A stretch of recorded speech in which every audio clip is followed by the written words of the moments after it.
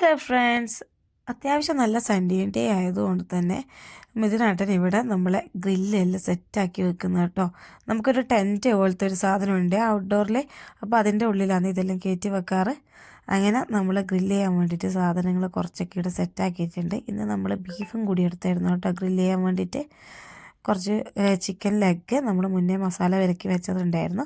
ബീഫിന് ഞാൻ മസാലയൊന്നും പെരക്കിയിട്ടുണ്ടായിരുന്നില്ല, പക്ഷെ അതിന് ഞാൻ എന്താ പറയുക നല്ലൊരു സോസ് ഉണ്ടാക്കിയായിരുന്നു. ഒലിവ് ഓയിലും ചില്ലി ക്രഷും പെപ്പറെല്ലാം യൂസ് ചെയ്തിട്ട് ഒരു സോസ് ഉണ്ടാക്കിയായിരുന്നു.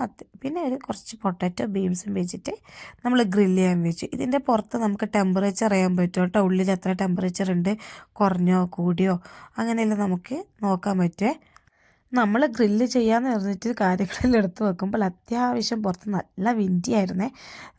പക്ഷേങ്കിൽ ഈ ഗ്രില്ലിൻ്റെ സൈഡിൽ ഇരിക്കുമ്പോൾ നമുക്ക് അധികം തണുപ്പ് അറിയുന്നില്ല. പക്ഷേങ്കിൽ ഇതിൻ്റെ സൈഡിൽ തന്നെ ഇരിക്കണം കേട്ടോ, അല്ലെങ്കിൽ മാറി നിൽക്കുമ്പോൾ തന്നെ അത്യാവശ്യം നല്ല വിൻഡിയായിരുന്നു അന്ന് നമ്മൾ ഗ്രില്ല് ചെയ്ത ദിവസം. ഇവിടെ പൊതുവേ സമ്മർ സ്പ്രിങ്ങിൻ്റെ ഇങ്ങനത്തെ സമയങ്ങളിൽ ആൾക്കാർ പുറത്തുനിന്ന് ഇതേപോലെ ഗ്രില്ലെല്ലാം ചെയ്ത് കഴിക്കും.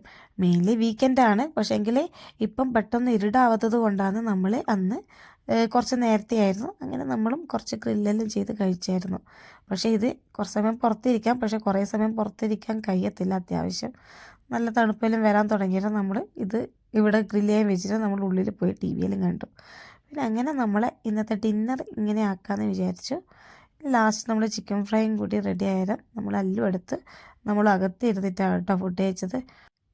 ഡിന്നറിന് എന്തെങ്കിലും വിശേഷമാണെന്ന് നോക്കിയത് നമുക്ക് ചിക്കൻ ഗ്രില്ലുണ്ട്, ബീഫുണ്ട്, പിന്നെ ടോർട്ടിലാക്കിയായിരുന്നു, പിന്നെ കുറച്ച് സാലഡ് ആക്കിയായിരുന്നു കേട്ടോ, പിന്നെ കുറച്ച് വെജിറ്റബിൾ റോസ്റ്റ് ചെയ്തതുകൊണ്ട്.